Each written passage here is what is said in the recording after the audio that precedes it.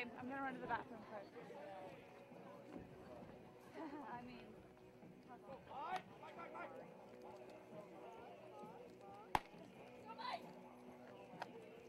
Let's go, Mike.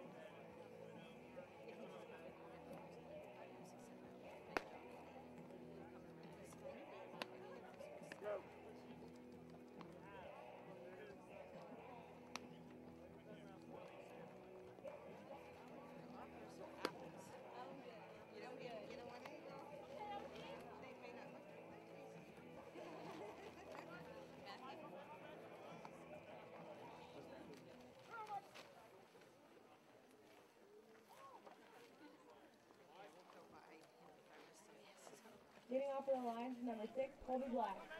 We welcome you back to the baseball fields here for this match between Southern Virginia University and Penn State Mont Alto. The Knights took the first game 10-4. And start this game with that ball thrown by number 22, Mike Sterling, who's making his first appearance today in this doubleheader. And he'll be facing off against number 6, Colby Black. I'm joined by Chris Fly, and again, we thank you for joining the Night Sports Network here today.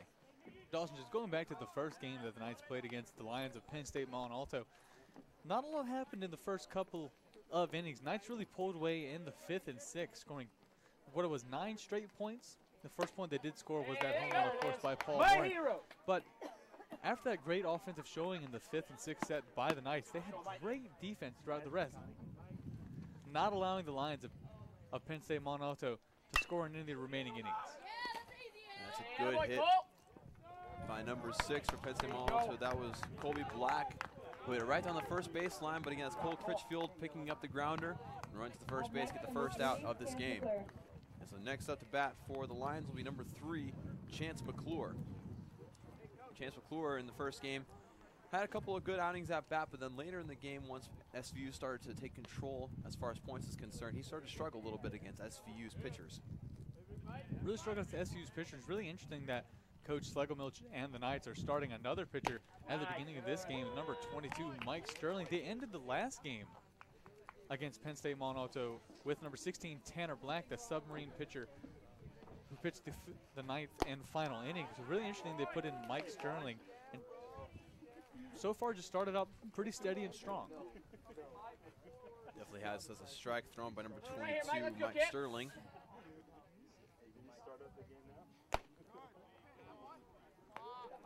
So that's another ball, I believe, that makes the count 2-1. 1-2, excuse me. And that'll be a strikeout. Great showing by Mike Sterling, and that was number 3, Chance McClure, striking out. And up next to bat for the Lions will be number 15, Hunter Martin, the senior from Hagerstown, Maryland. Well, that's exactly what you want if you're Mike Sterling, the first batter you have up in your first trip on the mound for basically the entire season. Again, the first game for the Knights. Get your first strikeout, but now the real challenge comes. Number 15 for Penn State Mont Alto, Hunter Martin. In the first game against the Knights, showed great showing at bat, got a couple of base hits, and has the ability to hit her over the fence. And so now there's 2 quick outs for SVU as they have the pitcher on the mound first, and Penn State Mont Alto is at bat to start off this one.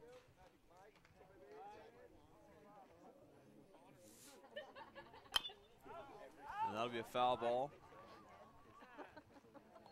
That'll make the count 2-1.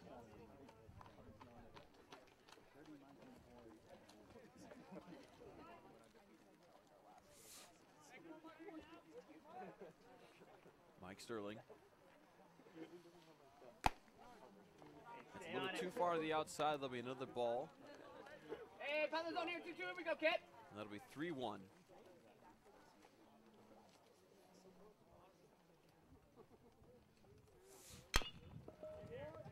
hit on the third baseline. And they will call that out. A great throw by number 5, Bridger Taylor, to get the third out at the beginning of this first inning. We talked, Austin, about how technical Bridger Taylor plays. Maybe pushing the envelope a little bit too close for most people's liking on that last play. Didn't really get the ball off maybe as quick as other people might have liked, but umpire called it out, so it really doesn't matter. Again, we talked about how he knows how much time he has. He knows he has time to set his feet and deliver a great throw. And again, like you said, cut it very close. And so SVU will go back up to bat in the bottom of this first inning. We'll have a new pitch for Penn State Mont Alto. Number 21, A.J. Miller, the freshman from Harrisburg, Pennsylvania. He is 6'3" and is making his first appearance today against SVU. So Dawson, that's the second freshman pitcher we've seen so far. Between the two games with Penn State Mont Alto, we ended the last game with pitcher, I believe it was number 12, Paul Steiger, the freshman from Waynesboro, Pennsylvania. So it's really interesting to see number 21, A.J. Miller, another freshman, another tall freshman, 6'3", in for this game. Just, I think both Coach Slugamuch for the Knights and Coach Sean Kissel of the Lions of Penn State Mont Alto, both going through all their pitchers, see what different looks, and really this is the game where you grasp what you can do for the rest of the season. What works, what doesn't work, what you can do and what you can't do. So two great coaches in their first year respectively as coach for their respective squads. Again, Coach Slugamuch was head coach of Southern Virginia back in the early 2000s. And then he came back last year, was a batting coach, and now he's a head coach again for the Knights of Southern Virginia. Here you talked about number 12, Paul Steiger, the pitcher that ended the game for Penn State Mont Alto last game. He did a fantastic job after SVU's long scoring streak. I mean, he just came in and really took care of business, and SVU wasn't really able to get anything on the board after that. And so maybe we'll see him a little bit later in this game, but for right now, like we said, number 21, A.J. Miller on the mound. And up to bat first for the Knights will be number 33, Caleb Layden, the sophomore from Holbrook, Arizona, excuse me. And he had a great showing in this last game too. Absolutely did. He got a number of players for the Knights that did extremely well batting-wise, especially in that 5th and 6th inning, like we mentioned, where they scored 9 straight points in those 2 innings. But coming into this game, you get to see some other players that maybe in the first game didn't get an opportunity to hit, like on deck number 2 for the Knights. Riley Daniels will make his first at-bat right after Layden. That first pitch from number 21, A.J. Miller, right down the middle for a strike. And Caleb Layden deciding to just watch it. It's a 0-1 count. He's going to bunt it right into the air. That's going to be caught by number 11 for Penn State Mont Alto, Brady Topper, for the first out in the bottom of the first inning. That's really unfortunate bunt by Layden. He had the right idea because he has the quickness to get to first base off a bunt. Just came off his bat just a little bit wrong, popped up in the air. It's really easy work for Brady Topper, but really excited to see what Riley Daniels does at his first at-bat. Right, and you talked about him doing a lot of great pitching there late in the game for SVU. And again, like you said, making his first at-bat. And right off the bat, he gets hit and will be sent to first base. Well, Dawson, I was super excited to see what Riley Daniels would do, but A.J. Miller, not as excited, decided to send him right to first. Yeah, I think that definitely slipped out, and now SVU will have a run on first base with number 6, Cole Critchfield, the junior from Star Valley, Wyoming, up to bat for the Knights. We saw some really key plays in the last game against the Lions where Cole Critchfield came in clutch with his batting, able to hit those base hits and then gets the RBIs to get people like Taylor and other players for this nice team in for runs.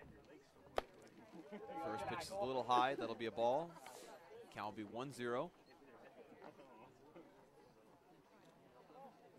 There's one out here.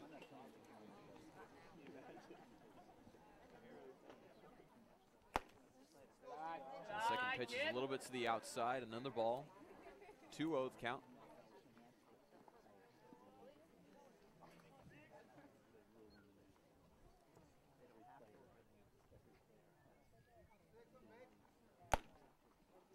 The third pitch is right down the middle. Make it 2-1.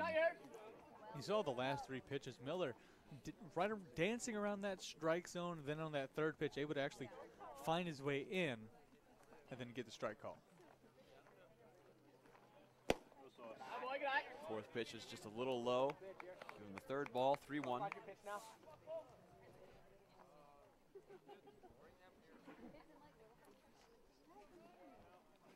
Want to see balls all day?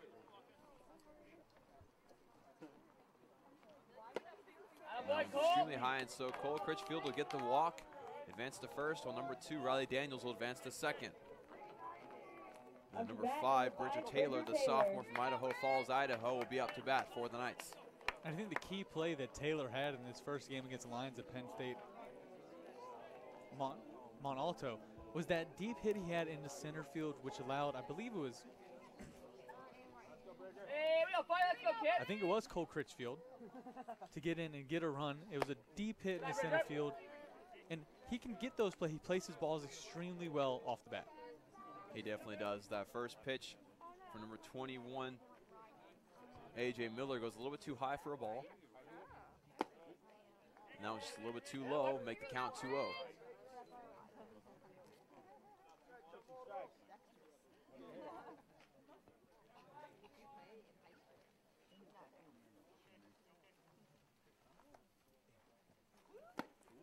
And that one's right in the strike zone. That'll be a strike. Make the count 2-1. Come on now.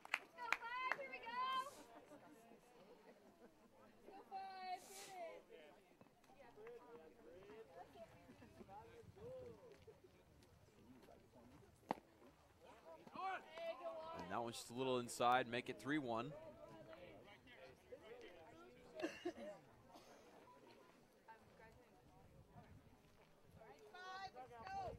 All the pitches so far for Miller, like we said before, they're just dancing around that strike zone. He's not being too fancy with it, just throwing maybe 2 or 3 styles of pitches just so far in this game with the 3 batters he's been up with, but not able to get that accuracy, that precision to get it within the strike zone.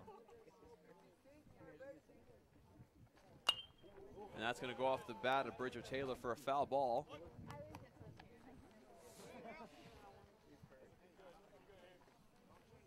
And so this will be a full count.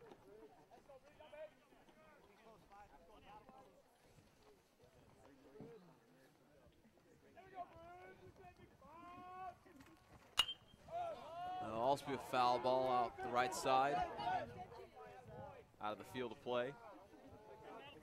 So Bridger Taylor will continue to battle with this at bat.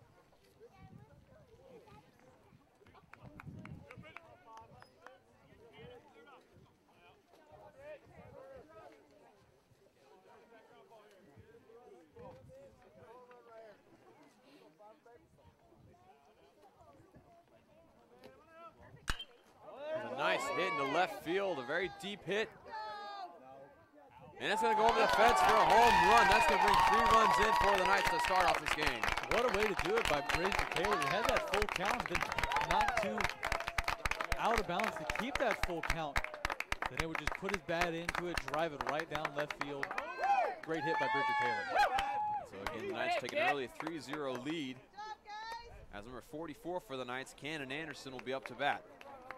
Again, still 1 out after Ryan Morin had that, was picked off at first base. Here we go, Kenneth. Let's go, Port. Keep it going, kid. Haven't heard too much from Cannon Anderson so far in these 2 games.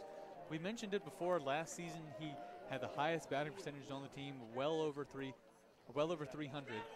Haven't heard much of him from today.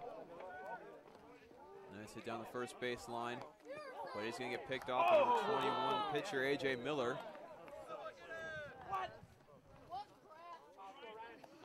And so that'll be the second out for the Knights.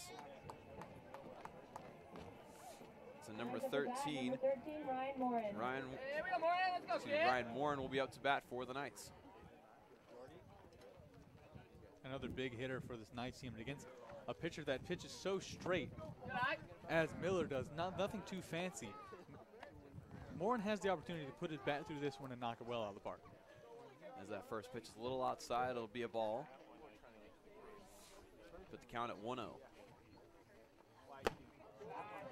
And that one's just barely too high out of the strike zone. It'll be the second ball.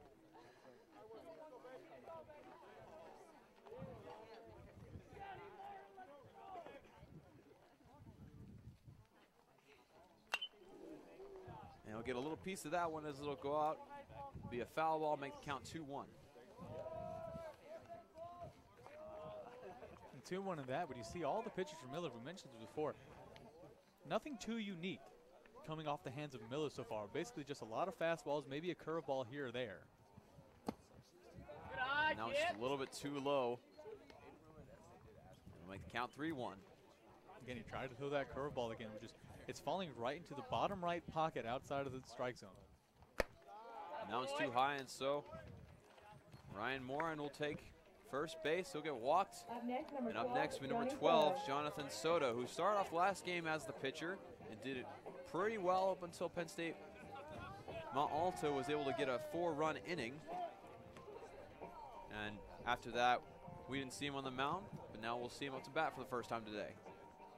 Yeah, say Johnny Soto started off that first game. He was the ace pitcher for this Knights team, and Coach Schleckelmilch had a great job of the first and second innings. Then in that third inning, gave up 3 straight runs. And then I believe in the fourth, there was a home run that was hit off Soto. So after that, we really saw the last of him. But in those innings that he was playing his game and pitching the balls that he wanted to and was doing it accurately, he was doing a fantastic job. They couldn't hit anything that he was throwing. You're interested to see how he does here. On the opposite side of things, trying to bat. Hey, here we go, Johnny. See him there, huh? So after that ball, it'll be a 1-1 count. Excuse me, just be 0-1. Last pitch did not count.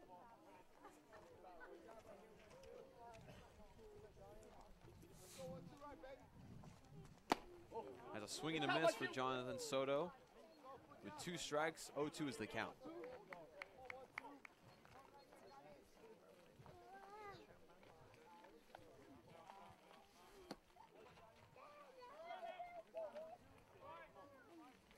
That pitch will also not count as Jonathan Soto decided to rethink things a little bit.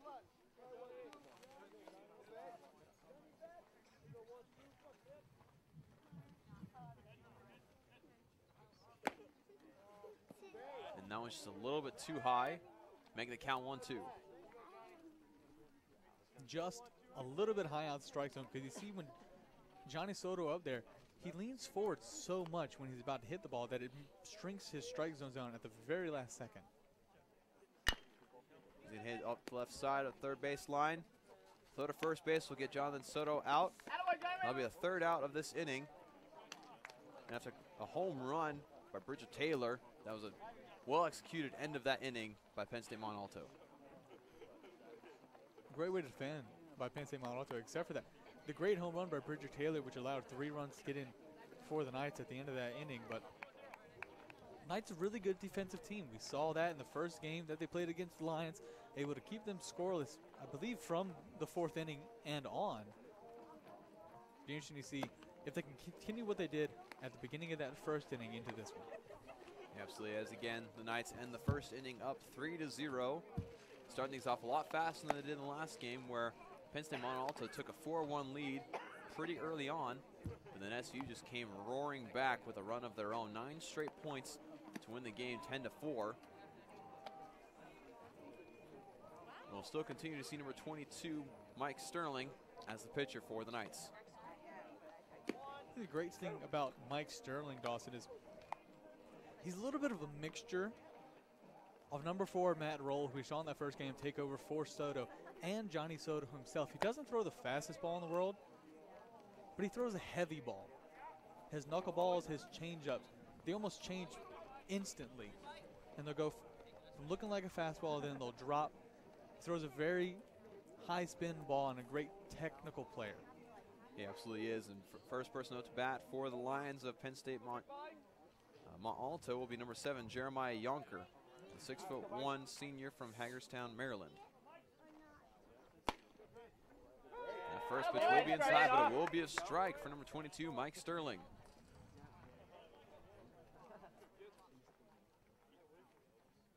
That one's hit right into center field, about almost to the right side a little bit, and he'll get a base hit. And it'll end up being a single. It'll also be interesting to see here how the big hitters of Penn State Mont Alto respond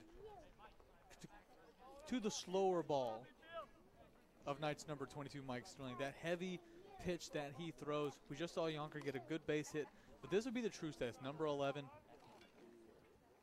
I believe up to bat, Brady Topper. Yeah, Brady Topper, and on deck is number 10, Matt Peck. Boy, great pitch. And the first pitch is a strike, from Mike Sterling. Make the count 0-1.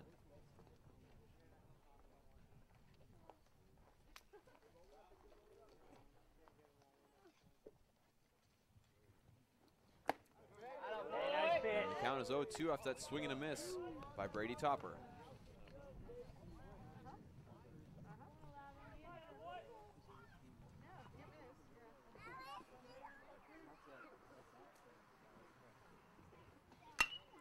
That's going to be hit into right field.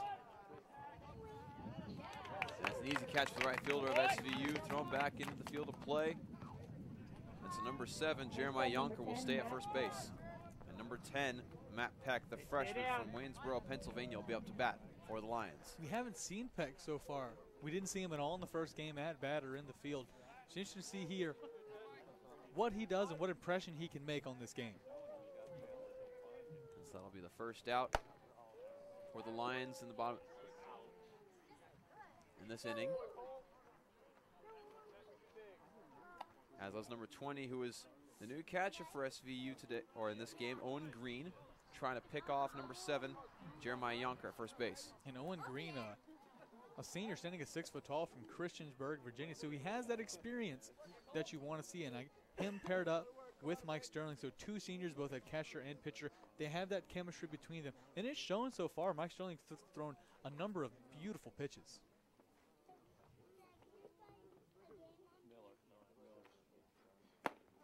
And that's a swing and a miss for number 10, Matt Peck. So the count will be 1-1.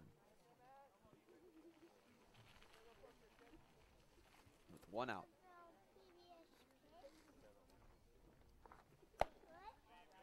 That'll just be a little bit too high, make the count 2-1.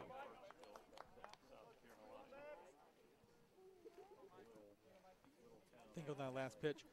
Sterling was trying to see if Yonker, who's currently on first base, was going to try to steal on that one. Just trying to get into his head and see what he's doing. A well thrown pitch from Mike Sterling, and that'll be the second strike, make the count 2-2.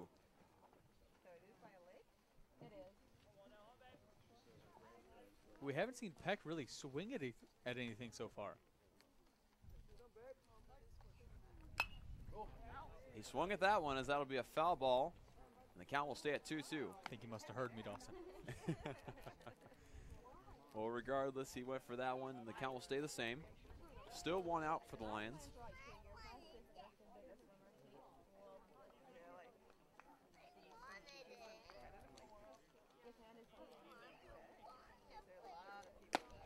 That'll be a swing and a miss and a strikeout from number 10, Matt Peck. Mike Sterling getting another strikeout recorded for him as number 33, Chase Fisher, the freshman from Mercersburg, Pennsylvania, will be up to bat for the Lions. And Chase Fisher did some great things in the first game for the Lions. A number of base hits, and just it was always in the head of both pitchers and fielders for this Knights team. That first pitch is a slow but deliberate one, a change up there, or a slight change up by Sterling, and that'll be a strike, make the count 0-1.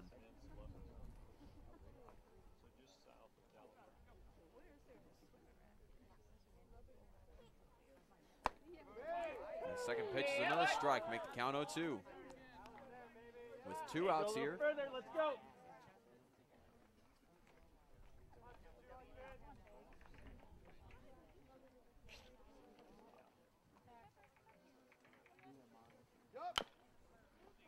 It's tipped a very short hit.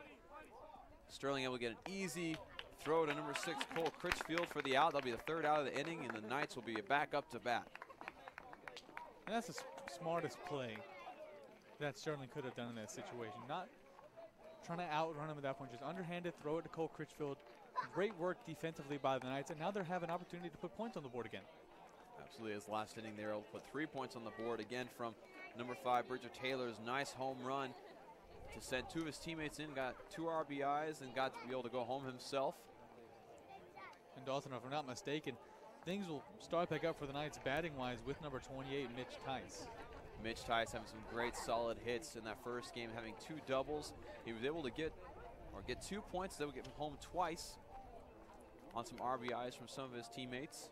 It took him a little bit to warm up to this. It is the first game of the season for both of these squads, so you see the players a little bit of a warming up period, but I think Mitch Tice he's in that zone now and he's ready to get into it. Definitely is one of those players that once he gets confident enough, he can really knock it out of the park very easily. And we mentioned before the last game on our broadcast that sometimes in practice he'll just hit balls continuously right out into that hill behind the fence there that you see in your screen. So again, very capable of that, and hopefully he can get things started off for this nice team. Again, still at pitcher for the Lions, number 21, A.J. Miller.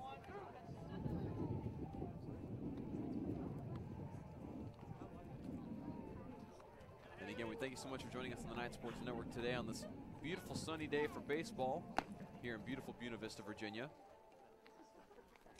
Dawson, while it is sunny and a great day for baseball, it's a little bit chilly if you're not out there, you know, running around and playing the sport you love. So some of the people in the stands layered up for sure. Definitely as Mitch Ty steps up to the plate. Interesting to see you have Mitch Tice, who's a power hitter, up against a really straightforward pitcher in Miller. And a nice hit across the center of the field. He'll get himself a base hit. Most likely will stay at first, and that he does. So a single from Mitch Tice. That really has to be frustrating if you're Colby Black, number 6 for the Lions, who plays that shortstop right in that area. And you saw the ball, as soon as it got to Black, it took a pop. It popped off just a bump in the dirt, and it's so frustrating as a player because you have no control over that. That's all within the pitch. Yeah, absolutely is. Now number 20, Owen Green up the bat, hits the first pitch thrown to him, and a nice deep hit into right field. It's got to be a single for him, but it'll send Mitch Tice to third base. But Mitch Tice is down on third base as he attempted to get there. It was a really awkward slide there for Tice, trying to slide into third.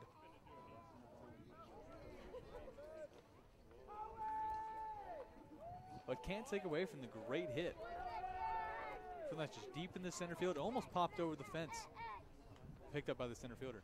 Almost did again. That was Owen Green with that great hit as the coaches are attending to Mitch Tice,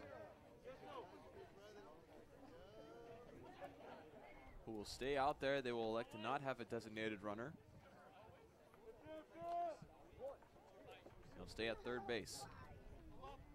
We know you can't see it at home, but Mitch Tice just off the screen to the left a little bit at that third baseline. So up to bat for the Knights will be number 33, Caleb Layden, who, like most of the Knights batters last game, had some great success. We already talked about him early on in this game.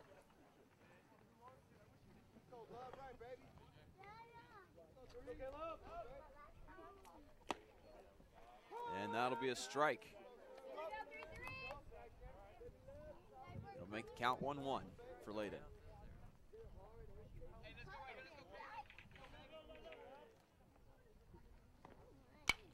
And that's going to be popped up the left side. It'll be a foul ball. Make the count 1-2. With no outs so far.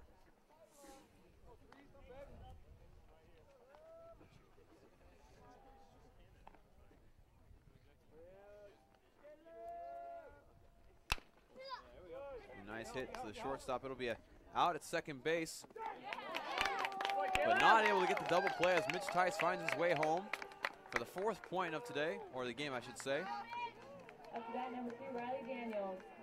So the Knights will extend their lead to 4-0. Not the greatest situation on the last play if you're the Lions.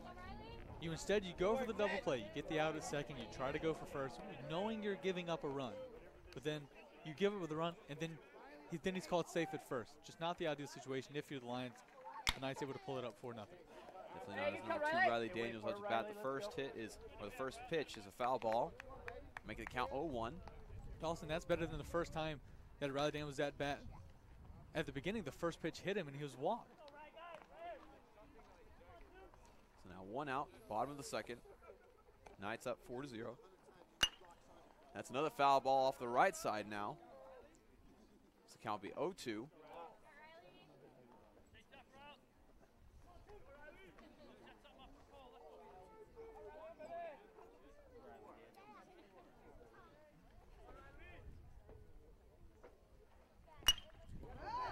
beautiful strike down the center of the field. He'll probably stay at first. But number 33 for the Knights, Caleb Layden, will make his way to third base. Caleb Layden makes his way to third base, and Daniels makes his way to a base hit. It was really a poor error by number 3, Chance McClure, the second baseman for the Lions. Came right to him, right into his glove, right in front of his face. Just missed it. Well, unfortunately for the Lions, but fortunately for the Knights. So number 6, Cole Critchfield, will be up to bat for the Knights. The Knights with a 4-0 lead. That first swing will be a foul ball, make the count 0-1. Knights doing a great job of making contact with the ball early on. Here we go, Colt. Let's go, 6. In these battles with number 21, A.J. Miller.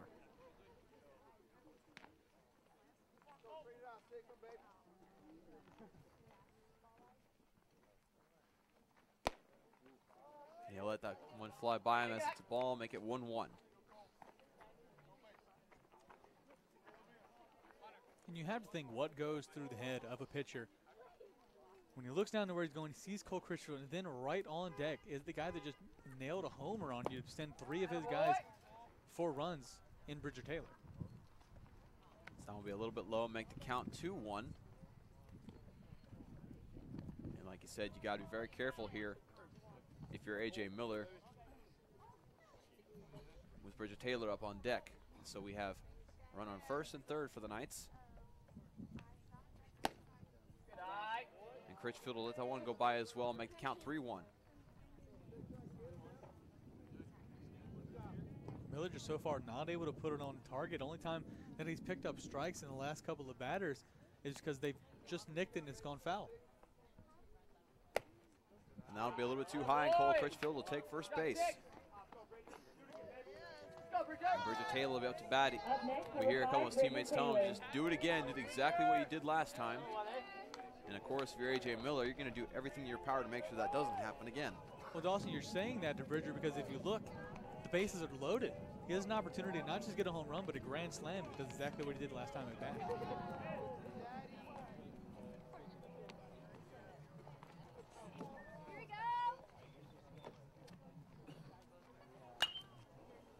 That's going to be a foul ball off the right side. Some great power underneath it. But it'll make the count 0-1. You know exactly what's going through Bridger Taylor's head.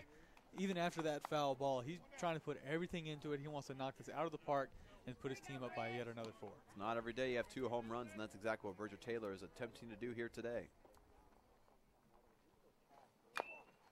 And he'll nick that one off the ground, making an 0-2 count. I think Bridger Taylor might have reached for that one a little bit low, a little bit into the dirt, but decided to drop his bat, drop his hips, try to get under that one. Just nicked just the end of his bat, which tells you how low it was. It's a nice hit to right field. It's going to split between the right fielder and center fielder. And we'll send number 33, Caleb Layden, home. Make it 5-0 in favor of the Knights. So that's 3 RBIs for Bridger Taylor alone in this game. And now the bases are loaded again. And now you have Cannon Anderson up at bat. So dream situation if you're the Knights so far. And then right behind Cannon Anderson, of course, is Ryan Warren. Yeah, very early on in this game, like you said, the Knights having a 5-0 lead. Cannon Anderson up to bat, bases loaded. And only 1 out for the Knights. The first pitch is a strike, a swing and a miss by Anderson.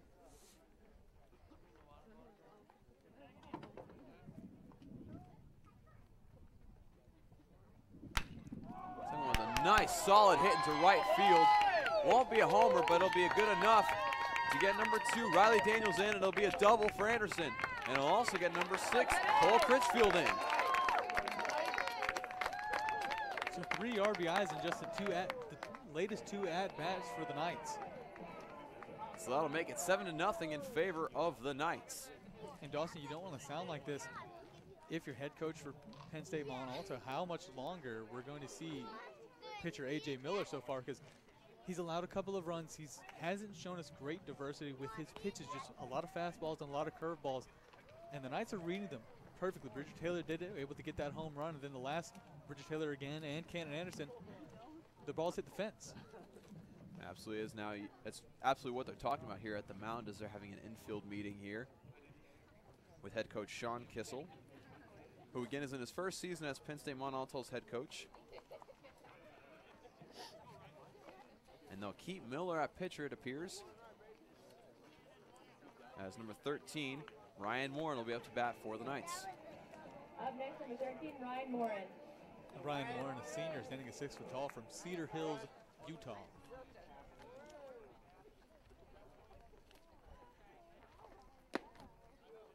First pitch is a perfect strike.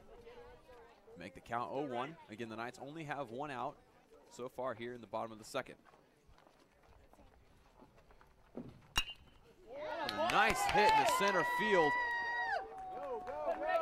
And that's going to bounce off the fence, and then I'll give him a double. And that'll bring 2 runners in. Richard Taylor and number 44, Cannon Anderson, will extend this lead to 9-0. Dawson Justin, the last 3 at-bats alone between Bridger Taylor, Cannon Anderson, and right we just saw there, Ryan Morin, 5 runs for the Knights. And so that'll call for another meeting. Penn State Mont Alto's infield. And so they'll bring in another pitcher, looks like number 35, Eric Smoker, the senior from Newville, Pennsylvania. When he saw A.J. Miller, when he saw his head coach Sean Kissel walking up to the mound, he took the ball that was in his hand, put it in the coach's hand, and walked to the dugout shaking his head. Knows he didn't do as well as maybe he would have liked, but it's a long season ahead of him, so I wouldn't hang his head too much. But it would be interesting to see what the pitcher, I believe, number 35, Eric Smoker, has in store for this Knight squad. Absolutely, for sure. It'll be interesting to see as he'll have a little bit of time to warm up here in the middle of the inning. But again, like you said with A.J. Miller, it's definitely not something you want to hang your head over. Again, you have some great hitters on this SVU squad they're going up against, and several other pitchers here on this Penn State Mont Alto squad have not been able to handle him, so he's definitely not alone there. But definitely want to switch things up, especially with the way that the beginning of this game is going. Not only that, but with the way the Knights line up their batting rotation, you have 3 great hitters in a row with Bridger Taylor, Cannon Anderson, and then Ryan Morin. And then you got to throw in the Mitch Tices of the world, and then the Cole Critchfields of the world. Those guys that they round out. There's never a dull moment. There's probably weaker hitters in between Critchfield and Mitch. But then you just line up the 3. You line up Bridger Taylor, Cannon Anderson, and Ryan Morin. You just regain all that momentum that you had back. And if you're a pitcher, it has to be disheartening to see all 3 of those guys come in, and you know what they can do. It definitely is disheartening for a pitcher, and it's also an interesting dynamic for infielders and outfielders as well. When you're out there defending for a streak like this, having this many runs in a single inning, it makes it very hard to keep concentration. It makes it very hard to keep focus. And so basically what number 35, Eric Smoker, needs to do is just take command right away. I mean, he already has 1 out done for him. He just needs to get 2 outs here in order to finish out this inning and give him a chance to get some points on the board. As number 12, Jonathan Soto of Southern Virginia University, will be up to bat.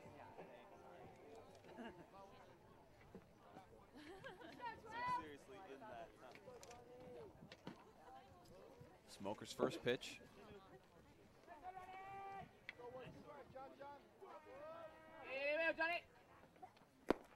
That'll be a little bit low, and that'll be a ball. Make the count 1-0.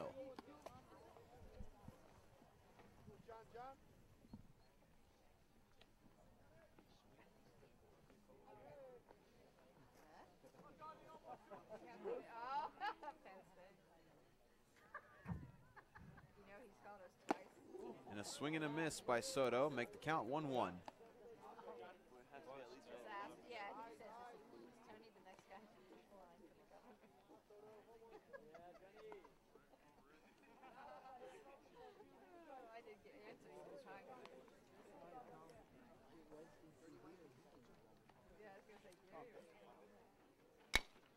Soto gets underneath it. We stop at the shortstop, but Soto able to get the first base. And now at advance number 13, Ryan Morin to third base, and Mitch Tice will be back up to bat for the Knights. That was just a poor throw by number 6 of the Knights, or number 6 of the Lions rather, Colby Black, trying to get it to first base. You saw him take a little bit of a hop throw, not able to find the mark, and if he just would have taken his time and then thrown it to first within reasonable pace, Johnny Soto would have been called out. And now Mitch Tice up to bat. Last time we saw him in the infield, he was running to third base. He was able to get a score, but when he got to third base and slid, he had an awkward slide and had a moment where he had to recuperate for a second. But it looks like he's okay as he's now up to bat. 1 out, a runner on first and third. Definitely glad to see him back. We want to see him have the success that we know he can have when he's at bat. That'll be another ball and make the count 2-0. Mitch Tice showing a little bit more patience as the games wear on.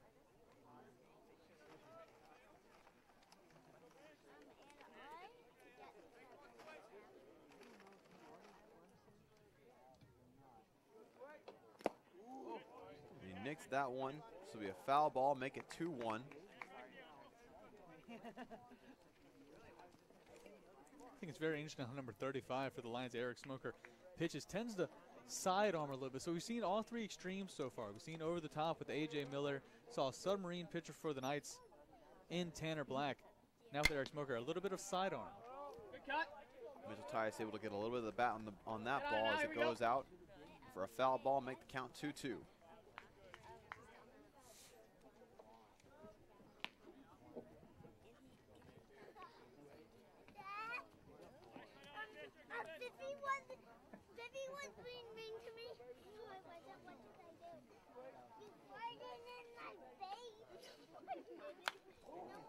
That'll be another foul ball from Mitch Tice. The count will stay at 2-2. Again, with just 1 out here in the bottom of the second.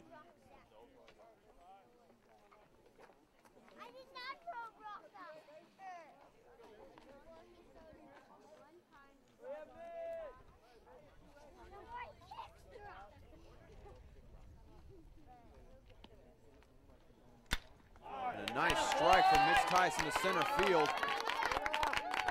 And that's going to bring Morin home. Could very well possibly bring another runner for the Knights home. And Jonathan Soto will get home as well, make it 11-0. So Mitch Tice will get the double and the 2 RBIs. Knights absolutely exploded at the bottom of this inning. Make it 12-0 already. And up to bat for the Knights will be number 20, Owen Green. One of the many Knights finding success at the plate so far today. And Owen Green, we see him a lot throughout this game because he's playing catcher alongside the pitcher for the Knights in Mike Sterling. And a swing and a miss for Owen Green. Make the count 0-1. Just saw on that last swing, he didn't really have his feet underneath him. He swung with that, and he had to carry around with his right foot. Just didn't have the balance maybe he would have liked. Interesting to see what he does on this next.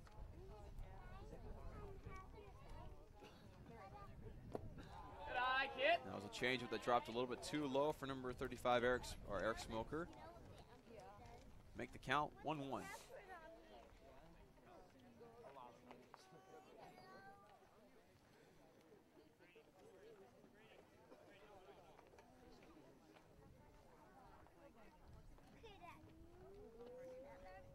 That one's also a little bit low. Make it 2-1.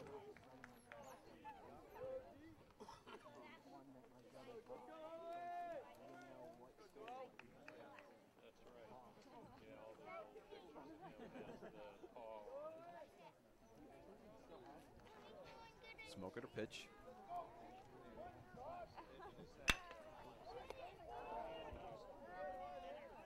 A good hard hit down the third baseline. Hey, wait, hit it hard, OG. And I'll give him the second out of the day as Owen Green is thrown out at first. It's now number 33. Caleb Layden will be at bat for the Knights, and Mitchell Tice will stay at second base. So in that last, it was just a line drive right to third base, and nothing really could do. Just a great way to throw him out at first. Keep Mitch Tice at second. You still have a runner on second. You have a great hitter up in Caleb Layden.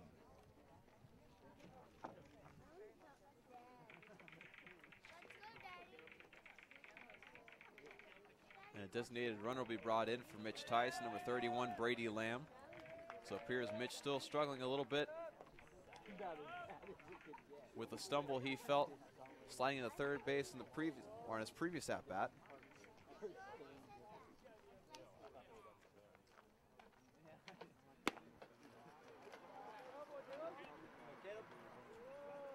So that'll be a ball. Make the count 1-0.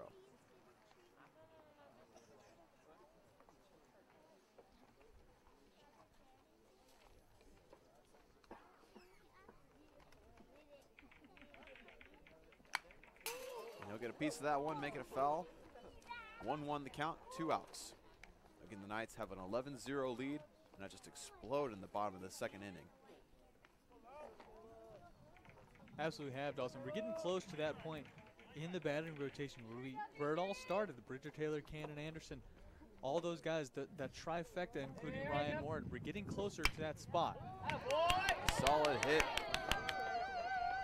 in between center and right field. And it'll bring Brady Lamb, who is in place for Mitch Tice, home. Make it 12-0. So that'll be a single for Caleb Layden. And with that, we'll also have Riley Daniels, number 2, the junior from Spanish Fork, Utah, to bat for the Knights. Bat number 2, Riley Daniels. Nothing much more you can say, Dawson, about this inning than pure dominance from the Knights. Just able to do whatever they want on the offensive side of things.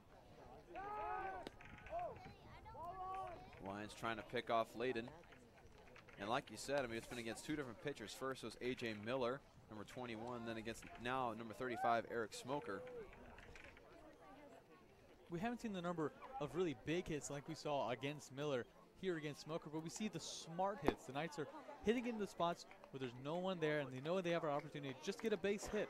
And you have quick enough runners on this Knights team that can get in for an RBI. That was a ball right there, so make the count 1-0.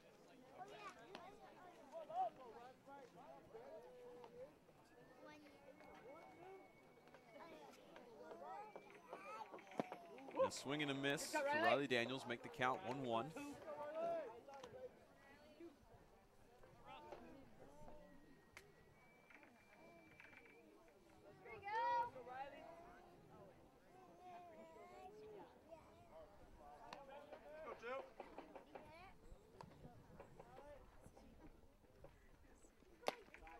Mound's a little bit too high.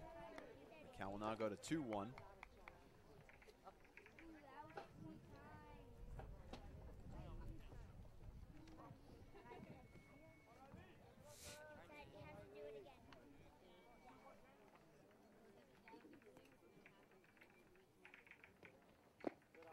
A little bit low, and Riley Daniels wisely deciding not to follow through on that swing. Make the count 3-1. And the last thing you want to do if you're the pitcher for the Lions, Eric Smoker, is walk Daniels. Because then you get into the big lineup. You get Cole Critchfield and then all the other guys that can hit really big balls deep on you. So you need to make the most of the last couple pitches you have with Daniels. Daniels gets a piece of that one, so it'll make it a full count, 3-2. Again with 2 outs, Knights leading 12-0, bottom of the second. Here we go, Riley. Let's go, number 2. Here we go.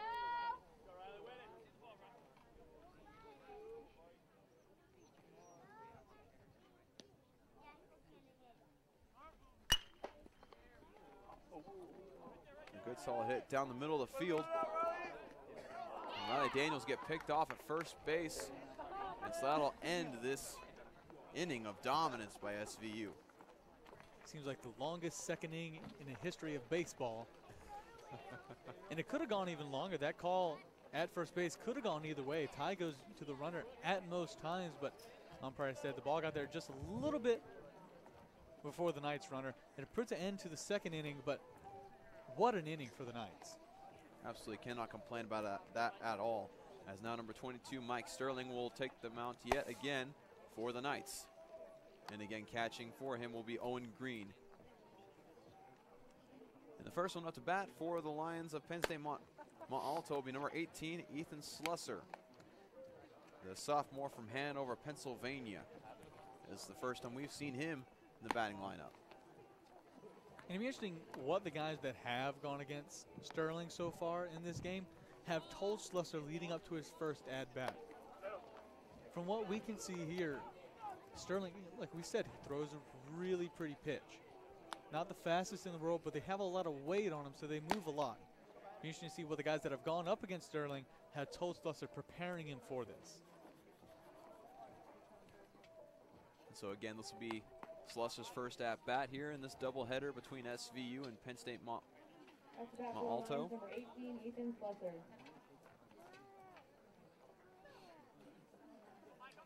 Top of the third.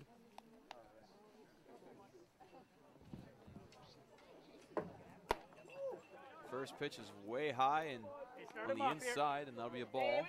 Make the count 1-0. That almost caught Ethan Slusser by the tip of the helmet there. Easily could have walked him. That pitch is popped up into the air. And it'll end up being a foul ball, number 5 for SVU. Bridger Taylor not able to get to it.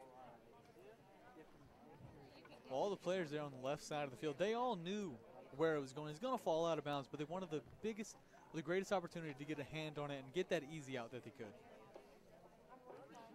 And so now it'll be 1-1 the count.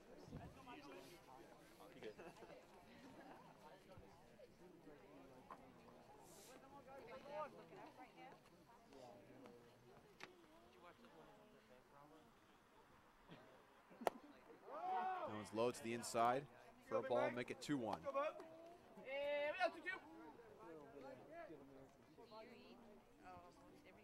Thought about it just enough. If he would have crossed the plane maybe just a little bit more, it would have been a strike. Nice solid hit into right field, but it's an easy out for SVU in the first out for the top of the third inning. And so now up to bat for the Lions will be number 4, Joseph Wunsch, the sophomore from Dover, Delaware. Next up, number 4, Joseph Wunsch. And we saw Wunsch in the first game. He had a little bit of struggles against all the pitchers for SVU, including Jonathan Soto. They also had Matt Roll. And then number 16, Tanner Black. So not finding a whole lot of success and looking to change that up again against number 22, Mike Sterling. He also had a number of trips against number 2, Riley Daniels, for the Knights. Just so far in this game, Wunsch not able to find his groove in terms of batting. And Dawson, I just looked over at the Knights bench at the Knights dugout, and I saw Mitch Tice. He had his right shoe off, he's rubbing his foot. Not exactly sure what's going on there. Has a little bit of a limp to his walk. Hope he's okay. Absolutely, as this next pitch comes in, it's a little bit to the outside. It's going to be a ball. Make the count 3-1. Yeah, if you missed it early on the broadcast, Mitch Tice was sliding into third base and got up a little gingerly as that one comes off the bat of Joseph Wunsch. Making the count 2-2.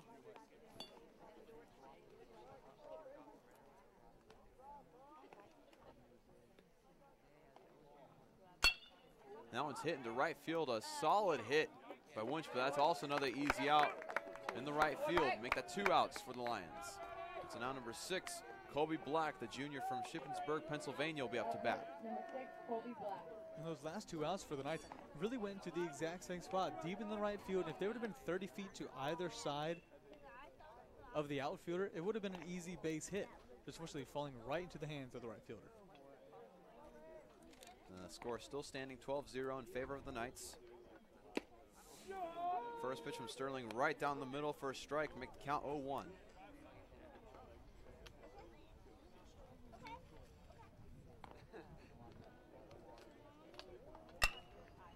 And that's a well-placed hit. That's again by number 6, Colby Black. Up next, number 3, Cam McClure. Dawson, I just noticed a change-up within the fielding for the Knights. Usually had Jordan Nace in at second, but now in is number 2, Riley Daniels, who we saw in the previous game as one of the great pitchers for this Knights team. So it says here that he plays third base or pitcher, but Coach Slugum was trying him out at that second base position. And Colby Black, apparently something went wrong in that hit, and so he was taken out. And number 2, Spencer Seaman, will be his designated runner.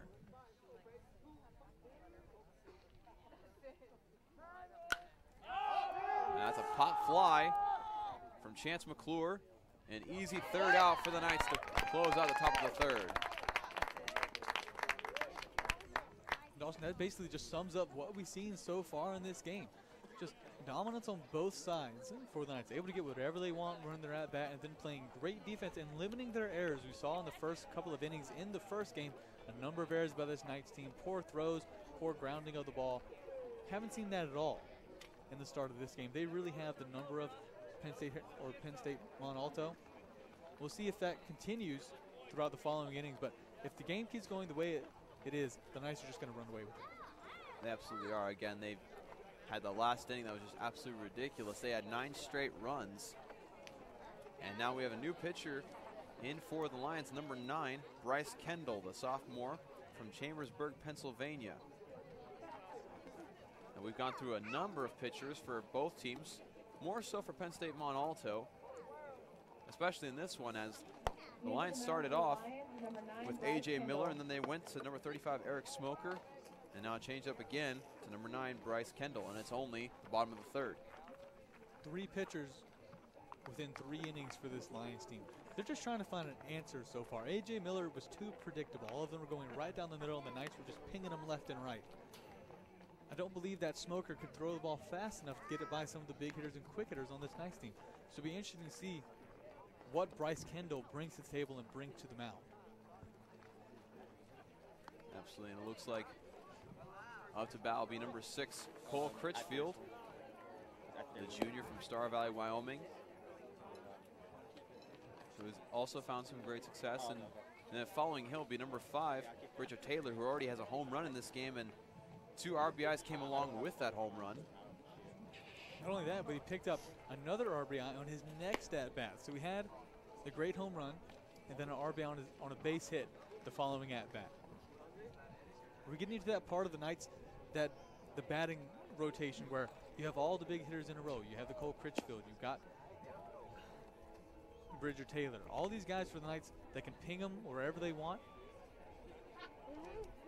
And if you're pitcher Bryce Kendall, what do you think? Because you've seen at least 8 of your guys now, 8 of your pitchers within the 2 games struggle in this really tough spot in the Knights batting rotation. Well, it's definitely proving ground. I mean, coming right into this game, the first time you're appearing on the mound for the Lions, and all of a sudden you're up against Cole Critchfield and Bridger Taylor. I mean, it's time to prove yourself. Time to prove you're capable of guiding this team, being the pitcher that they need at the moment. And again, it's the time to prove it. Again, the Knights find themselves up 12-0 in the bottom of the 3rd inning. And Cole Critchfield will start things off.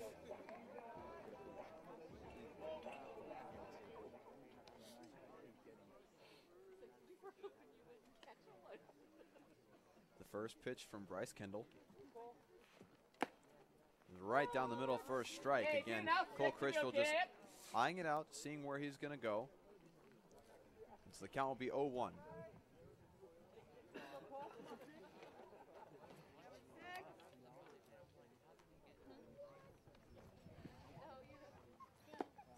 And that one's going to touch the dirt a little bit before home plate.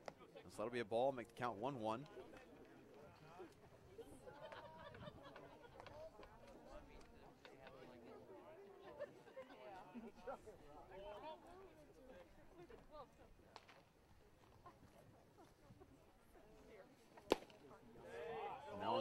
Too low. Make the count 2-1.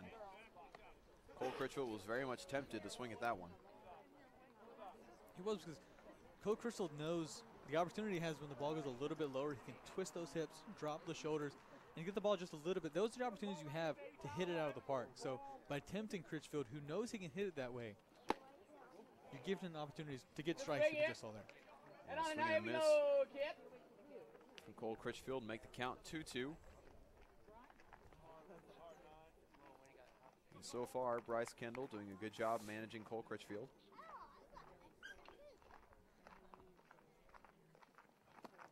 And another swing and a miss from Critchfield. He'll try to run to first, but again, that'll be the first out for the Knights. Up next, number 5, Bridger Taylor. Up next, number 5, Bridger Taylor. And we'll hope to see some more of that magic that he had earlier on in the 2nd inning. In the last 2 at-bats alone, he's picked up a home run and 2 RBIs and then an RBI on the following. So he has the momentum on his side. Can he continue that facing off against a new pitcher? We'll see.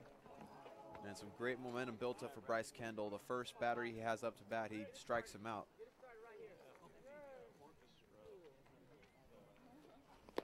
And that one's going to hit the dirt a little bit low. Again, he's going to try to keep it away from Bridger Taylor as much as possible, knowing just exactly the kind of hits that Taylor is capable of. Wouldn't surprise me at all if they just decide to walk Bridger Taylor at this point, knowing the string of excellence he's been on in the last couple of at-bats.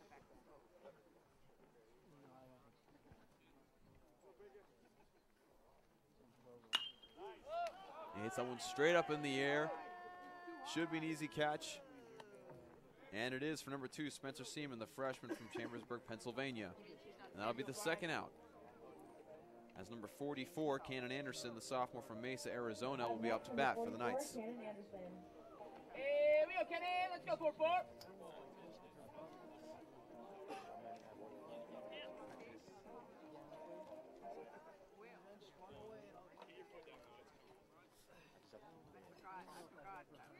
So 2 outs.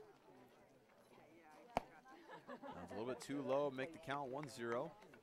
The Knights still holding a commanding 12-0 lead. What's amazing, Dawson, it's a 12-0 lead and still the top of the third.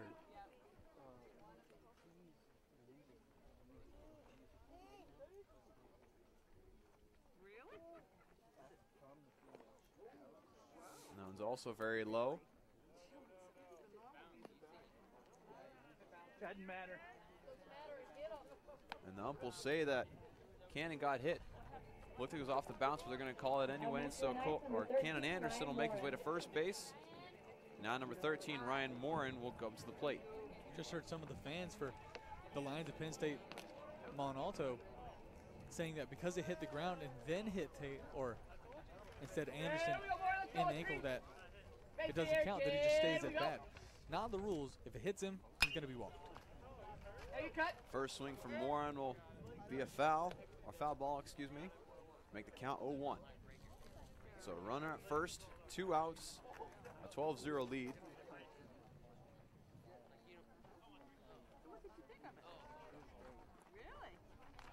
Moore with an 0-1 count.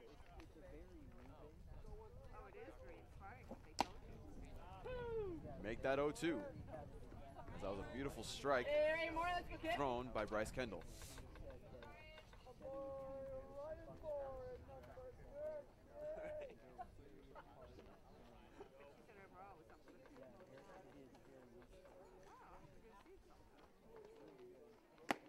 And a swing and a miss for Moore, and that'll be 3 quick outs for the Knights, and that'll end. Sorry, that'll bring us to the bottom of the third inning. And again, the Knights holding a lead 12-0, but the Lions and number 9, Bryce Kendall, doing a great job at limiting the damage, or the possible damage, done by the Knights. And excuse me, I was correct before. It was the bottom of the third, and that'll be at the top of the fourth, as we'll still have number 22, Mike Sterling, at the mound for SVU. Definitely a lot less exciting inning Let's go, rear back. than that second where we saw where the Knights put up amazing score numbers, but Knights still have the lead. You're getting closer and closer to the end. You've played great defense so far. You've fielded the ball extremely well. Just continue doing what you're doing.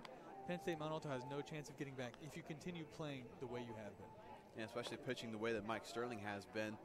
Whereas Penn State Mont Alto has had 3 different pitchers in this game, whereas Mike Sterling has done everything so far for SVU up to this point. And as far as we can tell, that won't change anytime soon. Well, Dalton, there's a saying, you might have heard it. If it ain't broke, don't fix it. And so far, Sterling has done a great job just taking every challenge that's coming, taking it in stride, and playing his game and not being rattled. And that's why Coach Legamoch has continued to give him the nod throughout this game. Continue to try to see if he can keep up that success with number 7, Jeremiah Yonker, up to bat for the Lions. And on deck will be number 15, Hunter Martin. Both, again, very capable batters for this Lions squad. Actually, excuse me, it'll be number 15, Hunter Martin, batting first, with number 7, Jeremiah Yonker, on deck. And these 2 batters is the closest thing that Penn State Mont Alto has to that 4 run of Critchfield and Bridger Taylor and those guys of the Knights, with Yonker and number 15, Harris. And the first pitch just a little bit too far inside, make the count 1-0. Assuming it's number 15, Hunter Martin. And that one's popped up. Should be an easy catch. And it is an easy out for SVU.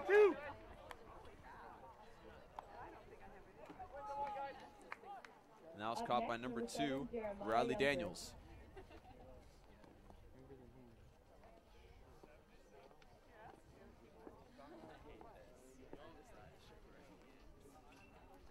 And now number 7, Jeremiah Yonker up to bat. Low into the inside, so it'll be a ball, make it 1-0.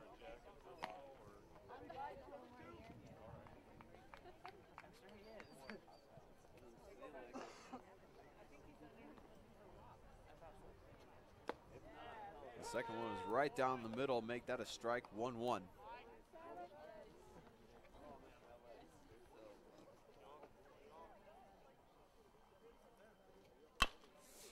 That one's bounced off.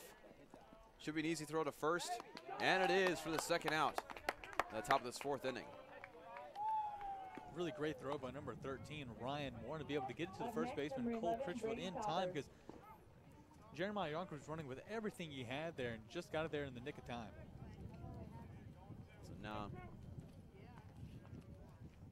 it'll be number 11, Brady Topper, up to bat for the Lions. First pitch is inside, but a strike. And on deck for the Lions will be number 10, Matt Peck.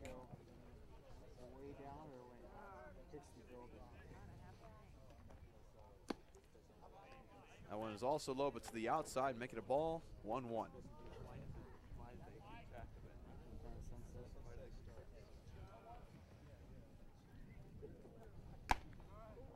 That was just a little bit higher, still to the outside. Count now stands 2-1. So close, though, to being a strike. Just a hair to the left, and then it's in. That one's popped up, but it'll be a foul ball. Even up the count at 2-2.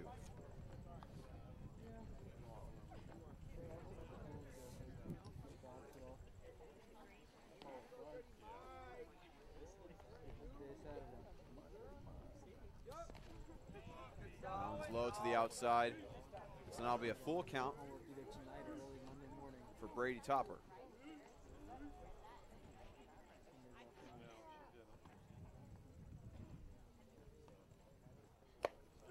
That's a swing and a miss for Brady Topper, and that'll be 3 straight outs for the Lions and carry us to the bottom of the 4th inning.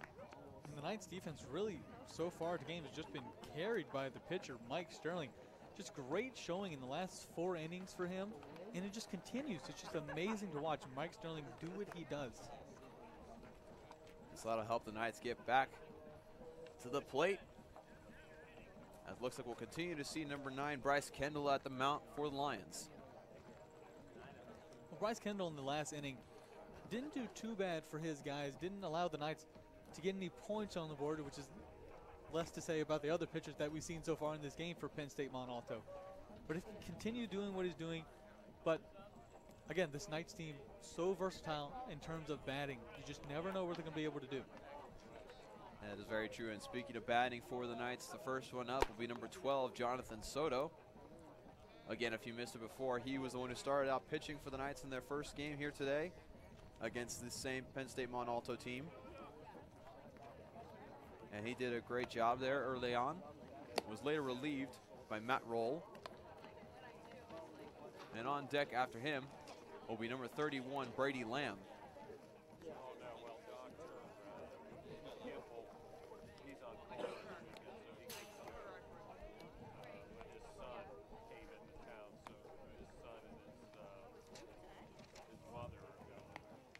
And again, we just want to thank you so much for joining us on the Night Sports Network here today on this beautiful day in Buena Vista, Virginia, for these 2 great baseball games between 2 great teams who have traded blows. But mostly in this game, SVU has had the advantage.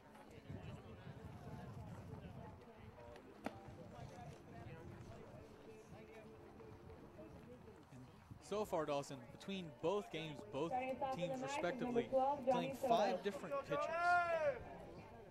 Just unfortunately for Penn State Mont Alto, we've seen 1 pitcher this entire game for the Knights, and we've seen 3 already for them.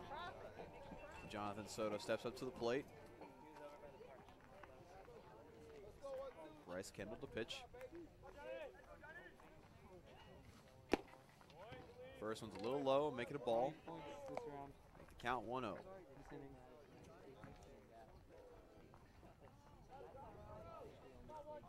Actually, Dawson, I told you wrong. The Knights have had 5 pitchers throughout both these games. The Lions have had 6. Bryce Kendall, the 6th pitcher to be showcased today for the Lions. Nice hit between the first baseman and shortstop. And so Soto will get a single. Excuse me, the second baseman. So now number 31, Brady Lamb, the sophomore from Gilbert, Arizona, will be up to bat for the Knights.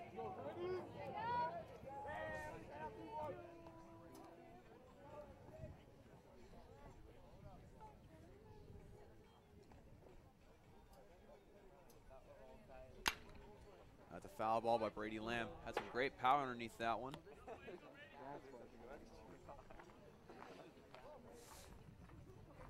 So 0-1 will be the count. No outs. Runner at first.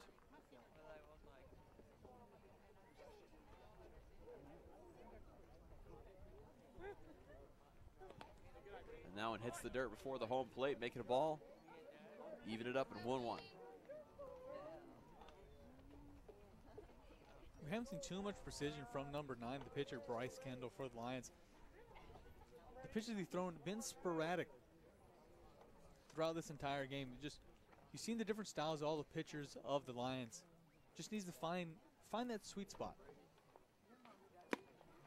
That one's also a little low, make it 2-1.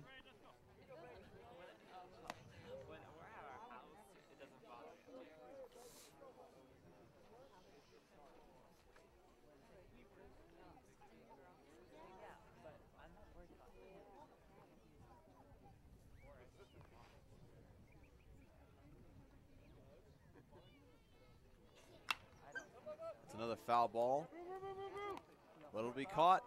So Brady Lamb will be out, the first out of the bottom of this 4th inning.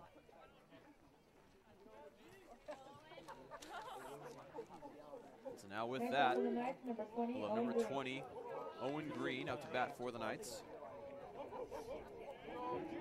Owen Green, the last couple at-bats he's had, he's gotten some singles, able to get at least on a base to give the Knights an opportunity to get some runs. So 1 out for the Knights. That was a little bit too far to the outside, make it a ball, 1-0. I mean, like rugby, basketball, and soccer, and football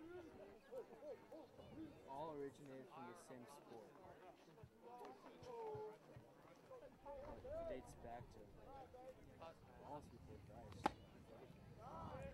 That one's also a little low to the outside, make that another ball, 2-0. I was bored one day at work, so I listened to a podcast.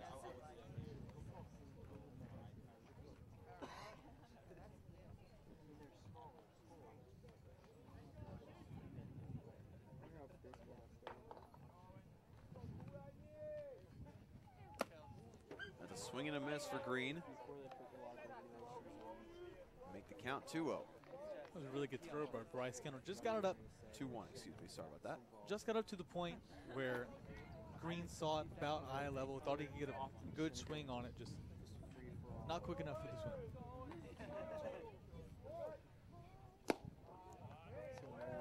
That ball will make it a 3-1 count.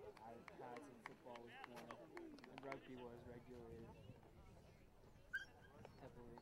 They split off into 2 sports. Again, he has Jonathan Soto at first base.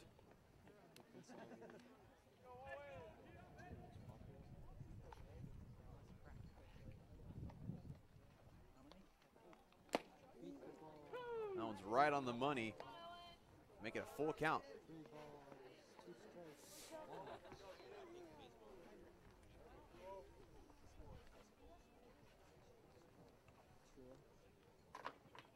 Next question.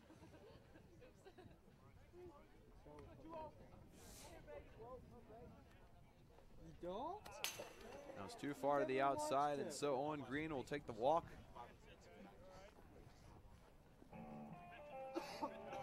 make Jonathan Soto advance to second. And up to bat for the Knights will be number 40, Christian Leischman, the sophomore from Logan, Utah. That's the first time we're seeing him today. Haven't seen him at bat, or haven't seen him in the field for the Knights. Interesting to see what his first impression will be on this game. Knights have a commanding lead. What can he add to it? Runner on first and second with only one out.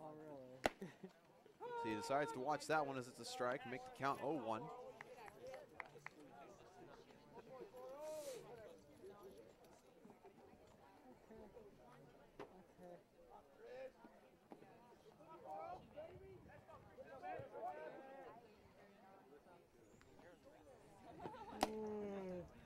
And watch the second one, that'll be a strike, 0-2. Would not be surprised to see him try to battle for these next few pitches. You said 3, I said 4. He has to now. You see 2 straight pitches by Bryce Kendall right down the middle. He needs to respond. He'll watch that one as it's a little bit outside, make the count 1-2.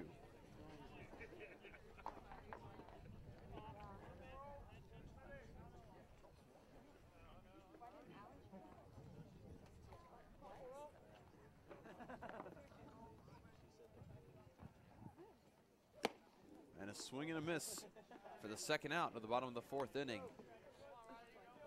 Now up to bat for the Knights will be number 2, Riley Daniels. Number 2, Riley Daniels.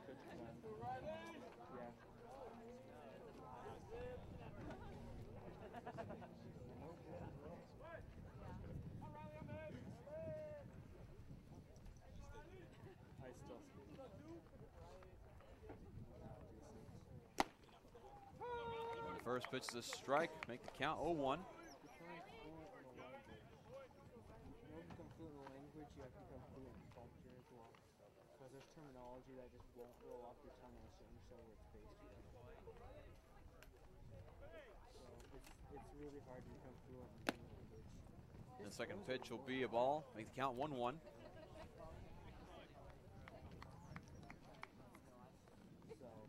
I was good. I'm not nearly as good as I was. You can say Japanese for those decades and still not be So 2 outs, a 1-1 count. That one's a little bit too high, make it 2-1. Come on, buddy, you can do it. French? That's a good language. You want to woo somebody? You want to woo somebody?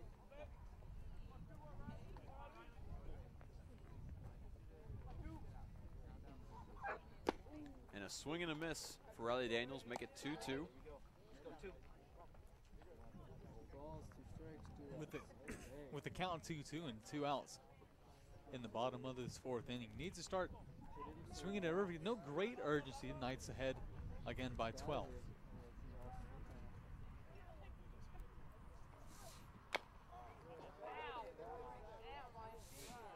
That'll be a foul ball. Keep the count at 2-2. What was that?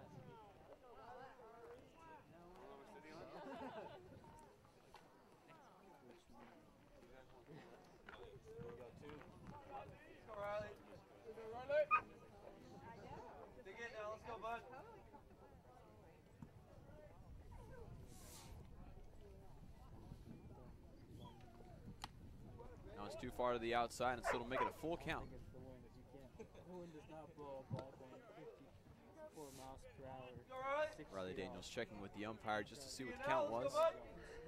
He thought for a second he might have just been walked.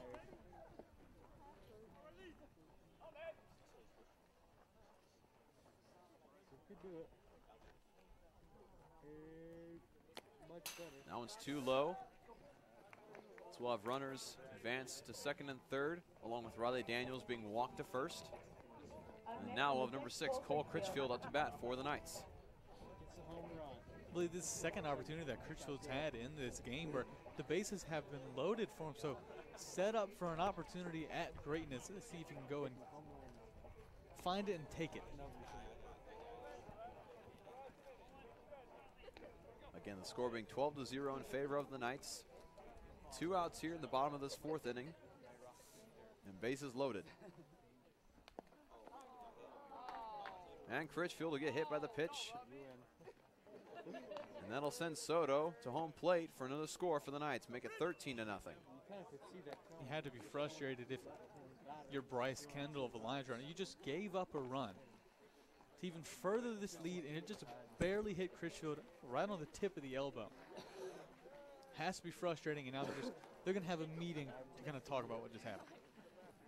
Yeah, the Lions have some struggles as far as pitching is concerned in this game. I mean, they've already gone through 4. I think this is our 4th pitcher in Bryce Kendall in this game.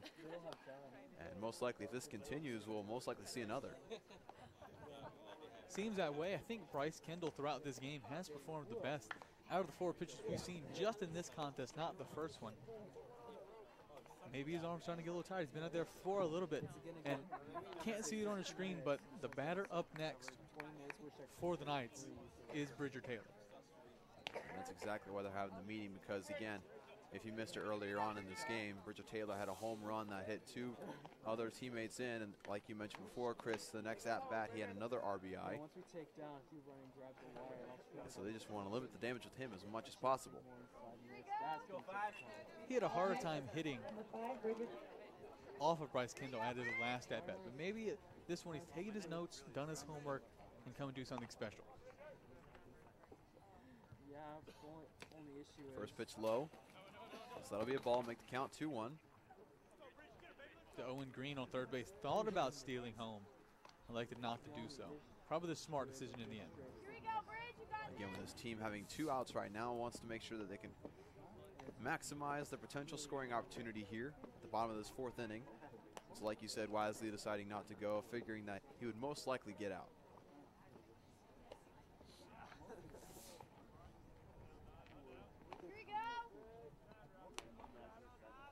Count is 1-0. All we're asking for is a home run. Just give us perfection. That's it. That's all we want. And that one's a good pitch, make it a strike, 1-1.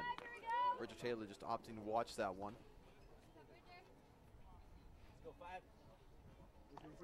And also on deck for the Knights, number 14, Dylan Boyce, the sophomore from Bealeton, Virginia. Haven't mentioned his name today at all.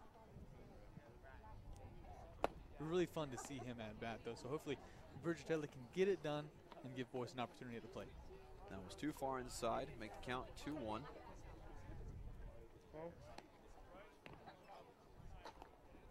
We've seen a lot of switch-ups in the batting lineup here for SVU as they have a commanding lead. Hoping to get some people some batting experience. He's getting a little tired. He is tired. Oh, that was really And a solid hit from Bridger Taylor, about left center field. And that's another home run for Bridger Taylor with bases loaded, a grand slam. My goodness, that 4 more points to the board. Not just a grand slam, Dawson. That landed probably 20 feet behind the fence. Absolutely nailed that one. And it wasn't like it was a short home run. That was right down center field, right at the 360 mark. Great hit by Bridger Taylor and a grand slam to add to this great total. And so now the lead will be extended to 17-0 at the bottom of the 4th inning. Again, that's 2 outs here with number 14, Dylan Boyce up to bat, the sophomore from Bealeton, Virginia. Bridger Taylor already has 2 home runs on the day, this game. And the first game had a hard time finding space beyond the fence. He had some good solid hits, had a couple RBIs, but at the same time, this game, I mean, it's just exponentially better. Of course, you can't really beat 2 home runs. Absolutely can't. It's really interesting to see that. It seems like it's, if you watch the first game then compared to the second, it's like 2 different teams are playing. And in terms of the Lions, they started off really strong in the first game against the Knights. Knights started off a little bit slower. And this game has been all Knights, and it seems like the Lions can't get anything done. Like they're trying to climb up a hill that's made of ice. And those first 2 pitches will be strikes, make the count 0-2 on Dylan Boyce.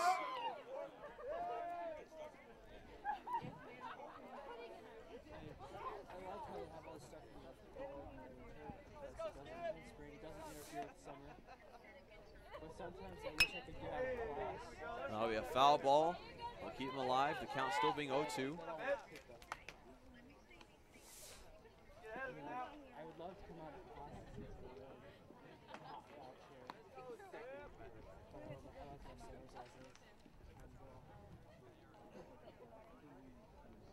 Here we go. Now it's going to be a ball.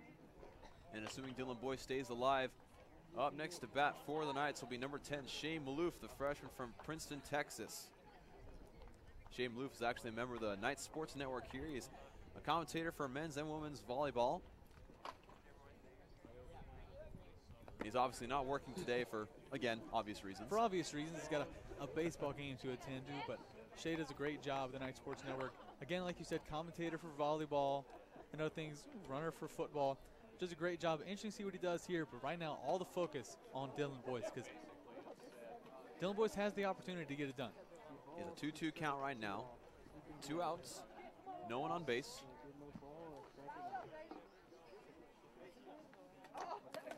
That was a little bit too low and give Dylan Boyce a full count.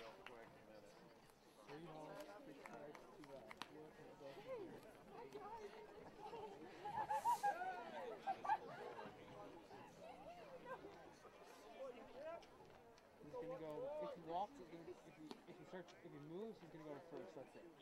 Otherwise, he's going to go out. Just throw.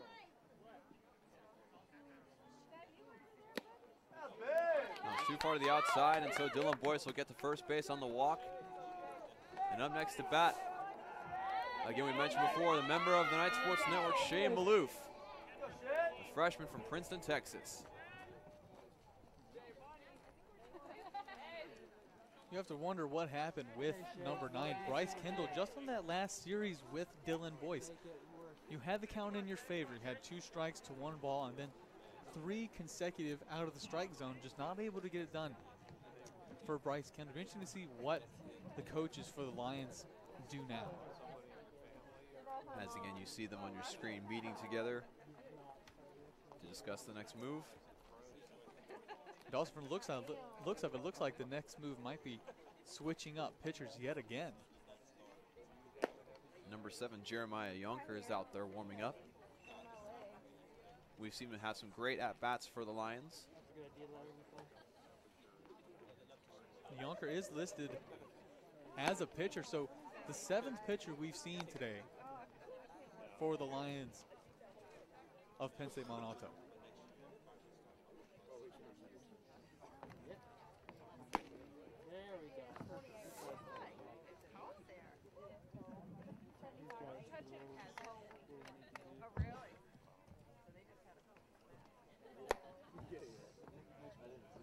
And again, if you're just joining us, the score is right now 17-0 in favor of the Knights. There's 2 outs in the bottom of this 4th inning. And the Knights again had just a very explosive 2nd inning, which really opened the door for many Knights players to get involved. We've seen a lot of younger players getting rotated into the batting lineup. We've seen a lot of different players being rotated different positions in the infield. And so a lot of great opportunity for these young players to get some NCAA baseball experience. It's those key minutes. That's the experience that you gain in those moments pays such dividends later in your career. You're a freshman right now. You're not going to find a starting lineup too many times. When you get this opportunity to get into a game, get into a meaningful game like this one against Penn State Mont Alto, take these minutes, cherish them, and learn as much as you can from them. And so indeed, it looks like it will be number 7, Jeremiah Yonker, taking over the pitching responsibilities for the Lions. Shane Maloof will be up to the plate.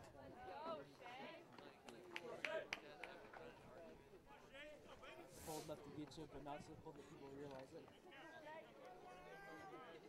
Okay. Why is it not snowing?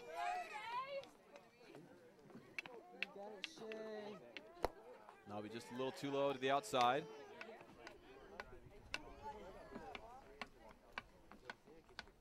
We're interested to see on both sides how Shea responds to a pitcher that we haven't seen today, but also how Jeremiah Yonker responds to a batter that we haven't seen at all today. That was a little bit too far to the outside. Make it a 2-0 count.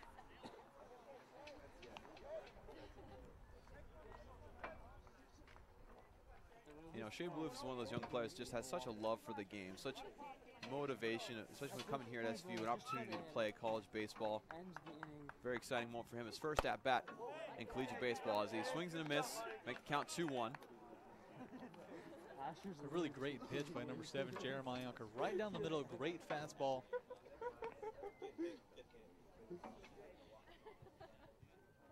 I want one person to say good pitch hitter, everyone else just to say good. Another swing and a miss for Shea Maloof, make the count 2-2.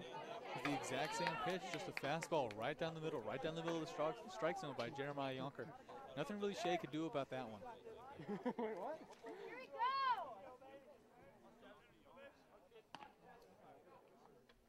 Good chance.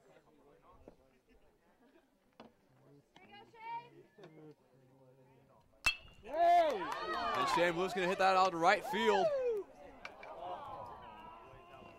That's going to be a foul ball. Let's go back up to bat. Hear a lot of people here in the stands disappointed in the outcome of that. A lot of people very excited to see Shea Maloof at his first at-bat in his SVU baseball career. Well, when you see a young player, you see these freshmen come in, they get their first at-bat. And that, though the ball went foul, it was hit pretty well. Didn't go in the exact direction you wanted to, but if it had the distance, it could have easily cleared and it probably hit the fence. So the count will stay at 2-2 with 2 outs, bottom of the 4th. As long as the sun is And that'll just be a very low strike, and so Shea Maloof will strike out, ending that inning. So carry on to the 5th inning here. The Knights still having a 17-0 lead at the top of the 5th. Pretty interesting call on that last strike. Looked a little low to be called a strike. Obviously, the umpire saw it differently. It'll be interesting to see who the Knights put out as pitcher. Will they keep Sterling in? He's done an amazing job so far in this game, or will they switch it up? It looks like they will switch it up as number 42 for the Knights. That is Marshall Davis, the freshman from Bend, Oregon, will take the mound. Just giving a little bit of relief to senior Mike Sterling. Again, had a phenomenal game. No one able to find an answer for him. We'll see if Marshall Davis can continue that string of excellence. Again, a freshman, his first NCAA baseball game, his first time on the mound as an SVU Knight. Exciting moment for him. And some more proving ground again. You're in a place where your team is in a very comfortable lead. You have a chance to prove yourself with, don't want to say this, but somewhat limited risk. I mean, there's no one play that can bring a 17-0 lead within reach. But you also want to make sure that you just get that experience to be able to be comfortable. And I mean, this is an ideal situation with your coaches. If you have young players, you want to put them in situations where they can just get that experience and it's not entirely stressful, but they can just get the jitters out. That's exactly what they're hoping to do with Marshall Davis. Dawson, you mentioned that the stress level has gone down. It absolutely has. And you said you don't want to say that it looks completely out of reach. I'm not going to say that either, just for the sake of anything can happen. You're up 17-0. Text you. You can put your freshman in. And speaking of substitutions, we also have number 34, Jake Watson, in at third base, the freshman from Ellicott City, Maryland. As Davis's first pitch goes a little low for a ball, make the count 1-0. Dawson, a number of freshmen in, like you mentioned, at third base, but also at shortstop, Shea Maloof, who we just saw at bat, getting his first time in the field as an SVU Knight. The second pitch will be a strike, make the count 1-1.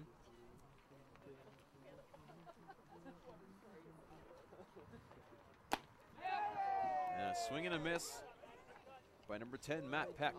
Make the count 1-2. consider yourself stricken. There we go. That'll be a foul ball. So the count will remain at 1-2.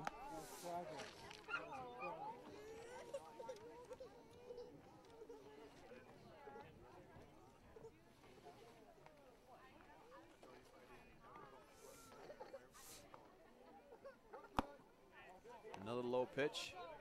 Even up the count at 2.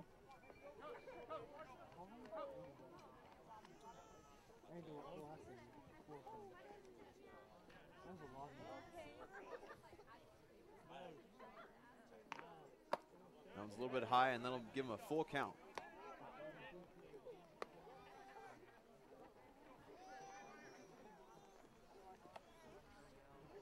Just saw Knights number 42, Marshall Davis, the pitcher, asking for a new ball, maybe not happy with the one he had.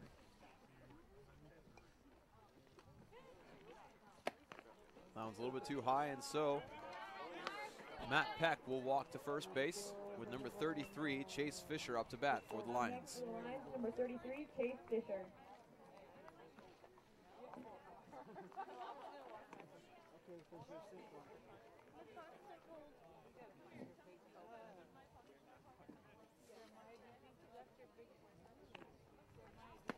And a swing and a miss for Fisher. Make the count 0-1.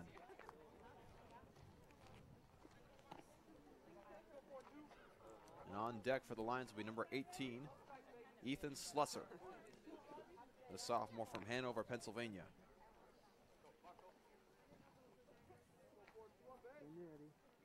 Anytime now.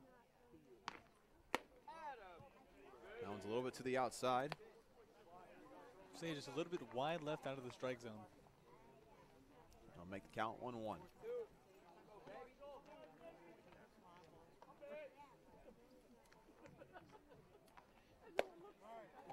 That one's also a little bit low.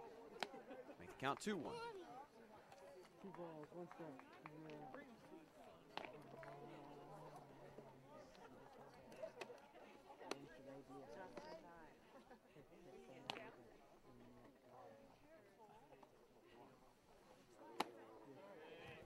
That one's also to the outside. So bring the count to 3-1.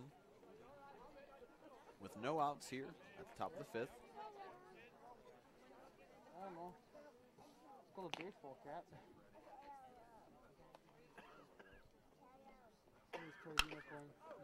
It's a solid hit, close to center field. And that'll advance number 10, Matt Peck, to second. And Chase Fisher will get a single with number 18, Ethan Slusser, up to bat. Up next, number 18, Ethan Slusser. First opportunity we've seen some runners on the bases in a long time for the Lions of Penn State Mont Alto. See if Ethan Slusser can take advantage of that and just get a little bit out of his time at bat. That's 10 as well. That was a little bit too high. Ball 1.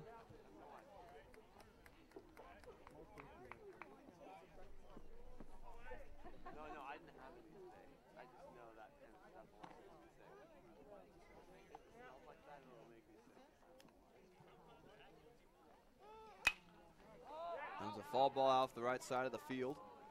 Gonna bring the count to 1-1.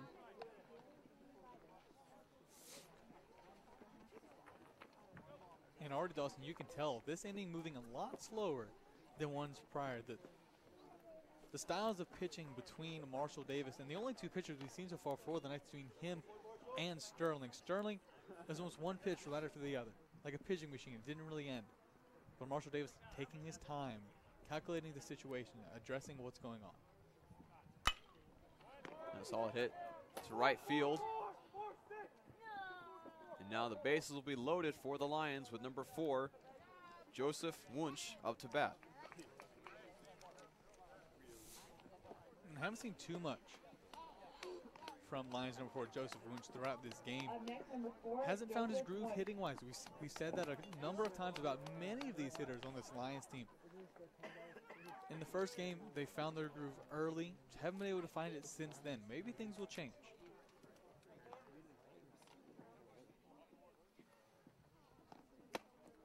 And that one's way high from Marshall Davis. Make it a ball. The count 1-0.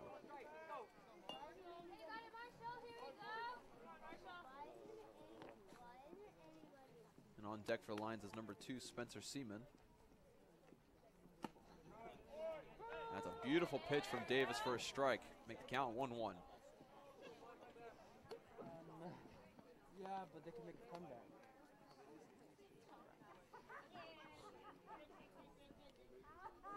It's always a possibility. That one just a little bit too low, and it'll make the count 2-1. Really is time for Marshall Davis to show what he's got, kind of strut his stuff, his opportunity, his time in the limelight on the mound. Needs to find a way because the bases are loaded. He can't walk another person if he wants to keep the shutout alive for the night. That'll be a foul ball for Joseph Wunsch. So it'll bring the count to 2-2.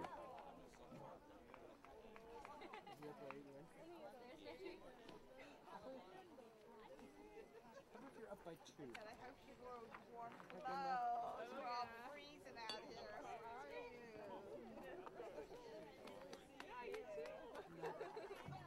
And you are Madison, is that right? Nice to meet you. Wait, were you my... So Owen Green will go up to talk to Marshall Davis. Okay. Okay. What? She was at the family home? Oh. Yeah.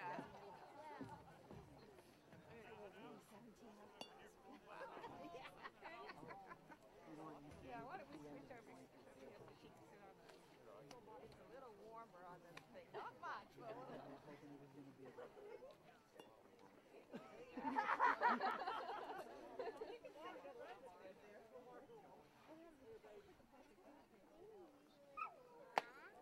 Now just a little bit too high, and that'll bring the count to a full count. A number of the pitches for Marshall Davis have gone high. Maybe he's releasing it too early, or maybe he's not dropping his hips enough and getting that shoulder down, but he's at this level of baseball. He knows what to do to correct the mishaps.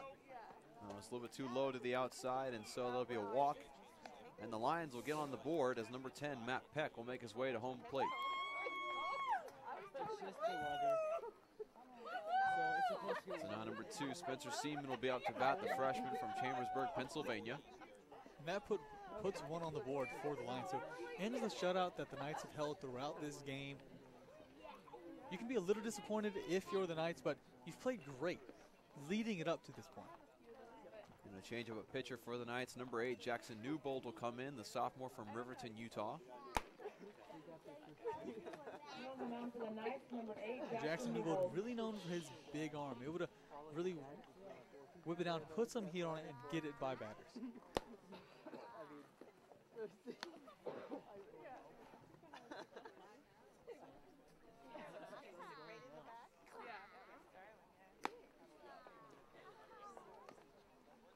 And Newbold has a very high release. Hopefully to switch things up here, as we've seen multiple different pitching styles, as you've mentioned before, Chris, from this SVU Knights squad, and just all across the board between both SVU and Penn State Mont Alto.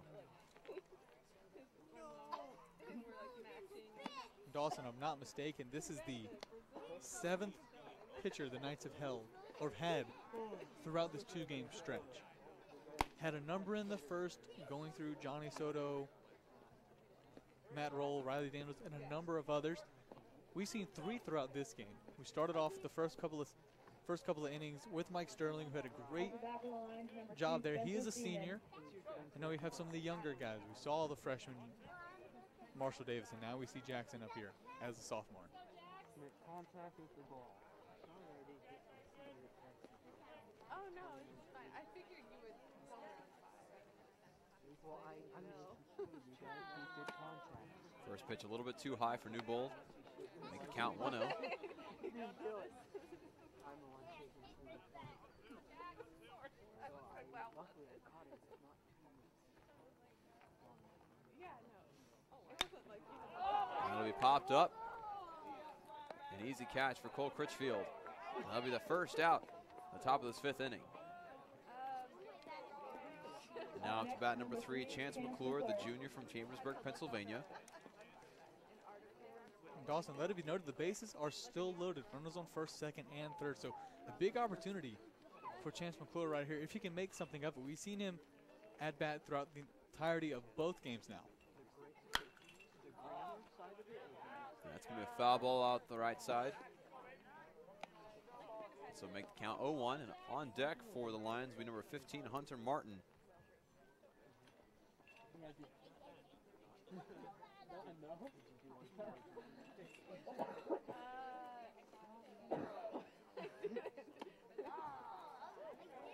No, just a little bit too far to the outside. I'm even up the count at 1-1.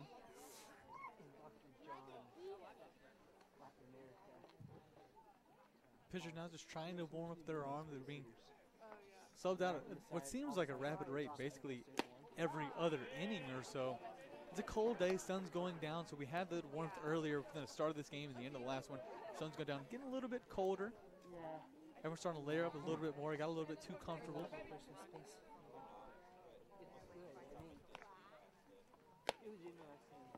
That last ball makes it a 3-1 count with 1 out. Knights having a 17-1 lead here in the top of the 5th.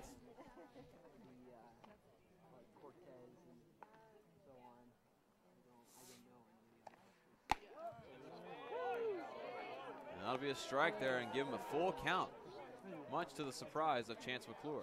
And Chance McClure's already making his way to the first base. Thought he was being walked, thought it was another ball.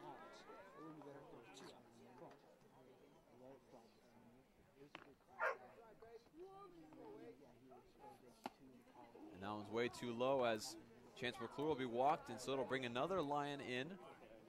That'll be number 33, Chase Fisher. I feel like Chase Fisher's been out on that third base forever, so he finally gets in, give the Lions their second point of the game. I think Fisher's happy to be in the dugout. It's cold out there on the field, and he has no cover, and he's in short sleeve today. Bless him. Now Hunter Martin will be up to bat for the Lions. Hunter Martin has shown throughout today that he can be a big hit threat.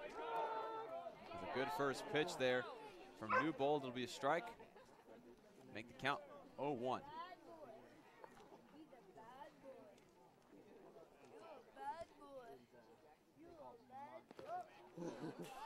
Just a little bit too low. We got Lion attempting to come home, and he does.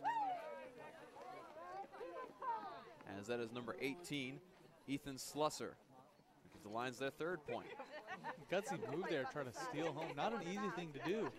But Slusser doing it with relative ease there.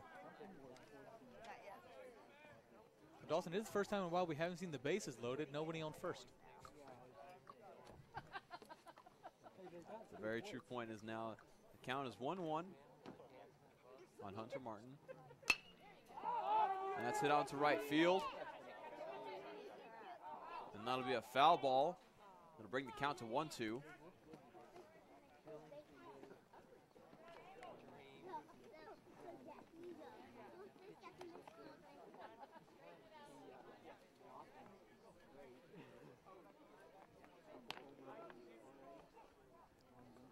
we go, Jackson. Now Jackson Newbold has a chance for the strikeout here with a 1-2 count.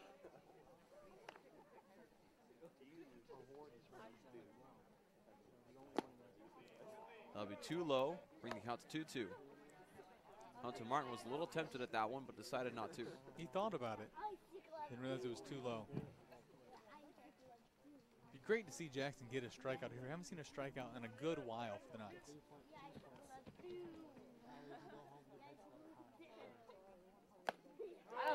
And that'll be a strikeout. Get the Knights their second out of this inning. And now number 7, Jeremiah Yonker, will be up to bat for the Lions.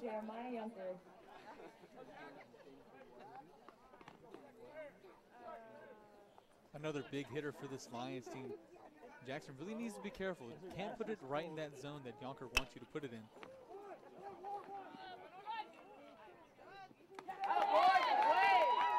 And that'll be the third out at the top of the 5th inning. A great catch by Cole Critchfield. As the Knights finally end that one where the Lions are able to get 3 scores. And now the Knights will be back up to bat. Great play altogether by the Knights there. Great defensive-wise. Held on to 3, but none of them was on a really great hit. We saw really one good play where they stole home. But other than that, great showing by the Knights.